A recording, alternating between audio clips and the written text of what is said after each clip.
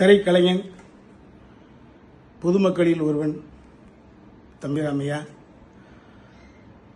கேரள ஆளுநர் மற்றும் தமிழ்நாடு பொறுப்பு ஆளுநர் ஐயா அலேக்கர் அவர்களுடைய பாதம் தொட்டு நான் வணங்குகிறேன். நீங்கள் மிகப்பெரிய அறிவாற்றல், ஆளுமை கொண்டவர் என்ற நிலை இருந்ததால் தான் உங்களுக்கு இந்த பொறுப்பு வழங்கப்பட்டுள்ளது. நான் எந்த கட்சியும் சாராதவன், புரட்சித் தலைவர் எம்ஜிஆர் மீது மட்டும் பக்தி கொண்டவன். இப்பொழுது நடந்து முடிந்த தேர்தலில் 40% ஓட்டை இளைய தளபதி விஜய் அவர்கள் வாங்கியிருக்கிறார்கள். 2 கோடி பேர் ஓட்டு போட்டுக்கிறாங்க. 2 கோடி பேர் என்பது ஓட்டுரிமை படைத்தவர்கள். இதில் ஓட்டுரிமை அற்ற மாணவர்கள், மாணவிகள், எனது பேத்தி, எனது பேரன், எல்லா குடும்பங்களில் இருப்பவர்களுடைய ஆசையும் அபிலாஷையும் அதில் ஒளிந்திருக்கிறது.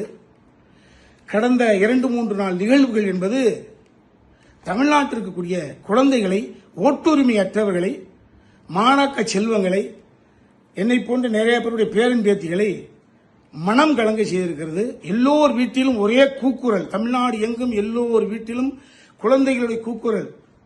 எப்ப வருவாங்க, எப்ப, எத்தனை சீட்டு, எப்ப பதிவேற்றுட்டாங்களா, எப்ப ஏற்க போறாங்க. ஒரு இனம் புரியாத தொல்லைக்கு ஆளாக்கப்பட்டு எல்லோரும் மன செஞ்சலத்தில் ஆழ்ந்து கிடக்கிறார்கள்.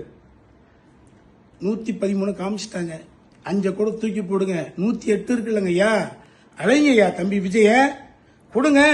அவர் கேட்டுக்கக்கூடிய இந்த 2 வார அவகாசத்தை கொடுங்கள். அவர் ப்ரூவ் பண்ண முடிஞ்சது அப்படின்னா ஆட்சி தொடரட்டும். ப்ரூவ் பண்ண முடியலைன்னா ஆட்சியை விட்டு சட்டமா ஆட்டோமேட்டிக்காக அவரை தூக்கிற போது அடுத்த இன்னொரு எலெக்ஷன் கூட நீங்க ஃபார்ம் பண்ணுங்க. அதுக்கப்புறம் யாரும் வந்து போட்டும். தயவு செய்து இந்த ஓட்டுரிமையற்ற இந்த குழந்தை செல்வங்கள், அவர்கள் அறியாமையில் இருப்பவர்கள், இன்ஃபாக்சுவேஷன் இருப்பாங்க, உண்மை இருந்துட்டு போட்டுமே, அவர்களுடைய பார்வையில், அவர்களுடைய எண்ணத்தில் இருந்து, அவர்களுடைய பாயிண்ட் ஆஃப் இருந்து கேட்கிறேன். அலேக்கர் ஐயா தம்பி விஜய் அவர்களை அடுத்த எம்ஜிஆர் ஆகியவிட்ட எம்ஜிஆர், அவ்வளவுதான், உண்மைதான். அதிமுகவில் இருக்கக்கூடிய வெற்றி பெற்றிருக்கக்கூடிய பாண்டிச்சேரியில் இருக்கக்கூடிய எம்எல்ஏக்கள் புரிந்து கொள்ள வேண்டும்.